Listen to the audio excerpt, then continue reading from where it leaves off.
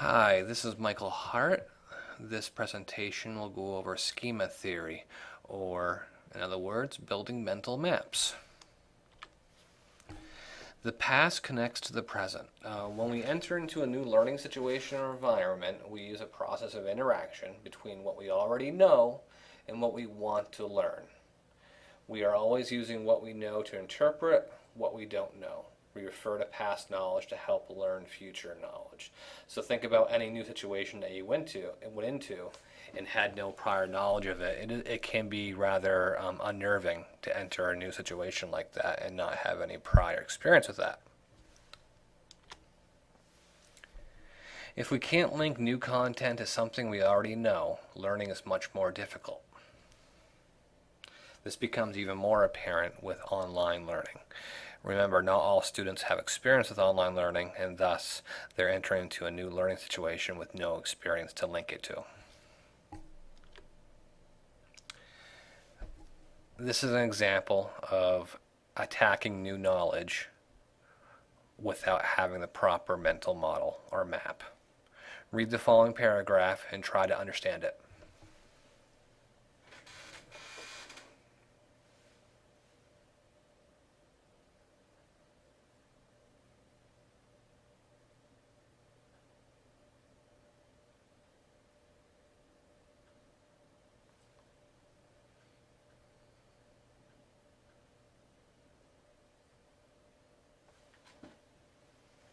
Had enough time? I'll give you 10 more seconds.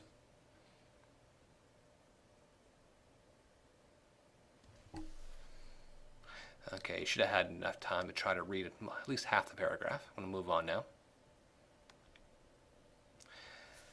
So sit back for a second and try to explain to yourself what this paragraph was about. Does it make sense?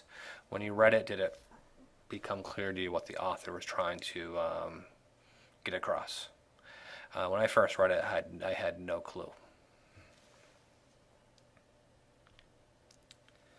A schema or mental map, even though you recognize every word in the paragraph that we just read, you probably don't understand it. This passage is used to demonstrate the power of schemas or mental maps.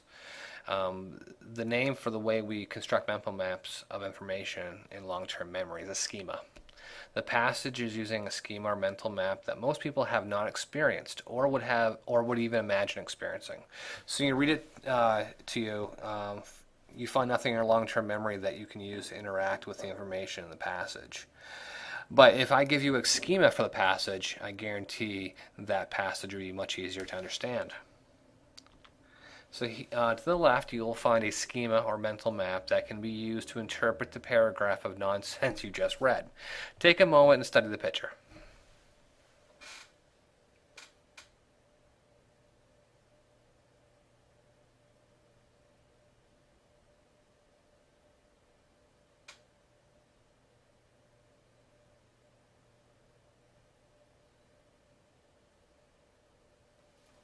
Okay, you've had a moment to study the picture. Let's move back to the paragraph and see if the paragraph makes more sense based upon what you know about this picture.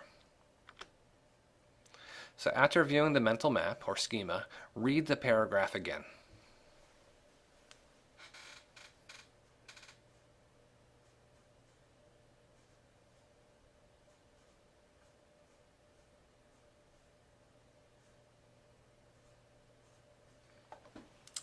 Okay, the text should make more sense now. By giving that image, that provided a mental map for you to actually digest, interpret, and learn what this passage meant. So what does it all mean? Understanding something depends on our having experiences stored in long-term memory that can interact with the new information presented in a learning situation. So linking our prior knowledge or our old knowledge to what we are about to learn is always the first type of thinking we use when acquiring new knowledge.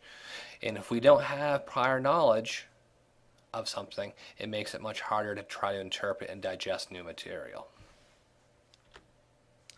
So, how to build mental maps with online courses. First, label descriptive information with your learning content. You'll see on my week 1 interactive strategies I have a small paragraph that actually outlines what this week is about. So it gives a student a mental map about what they're going to be doing. Use descriptive words to name learning objects. You'll see in my student lounge folder, I have it called Let's Support Each Other. Just using the word support tells a student that this is a place to receive help from each other. Provide a list of deliverables or learning goals before each unit. The learning goals you see below allow the student to preload the content and what they need to do to learn that content.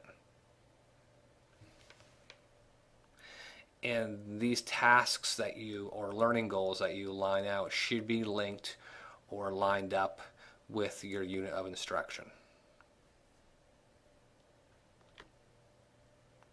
Use formative tests or quizzes. It can be as simple as 5 questions that provide a quick assessment on key learning goals. This serves to preload content for students and also allows students to measure their own knowledge of the topic. You see below is a starting point survey. It's a small survey that will basically give the student a pre-assessment on basic biological knowledge. It'll let the student know where they stand with the content and also allow them to kind of preload the content in their mental map, so when they actually are presented with the content, they'll be able to refer back to this pre-test within their mental map.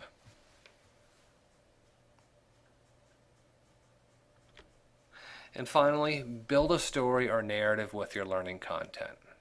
You'll see below I have a welcome to my module 2. I try to create a narrative story that allows a student to have a beginning and an end. Whenever you approach new material, students always look for the beginning, or the entry point, and they look for the middle, and they look for the end, which usually is the assessment piece. And I always try to line up an essential question for the module. In other words, what do I want my students to be able to do or know when they are done with my course? What are the essentials? And fini, this is the end of this presentation.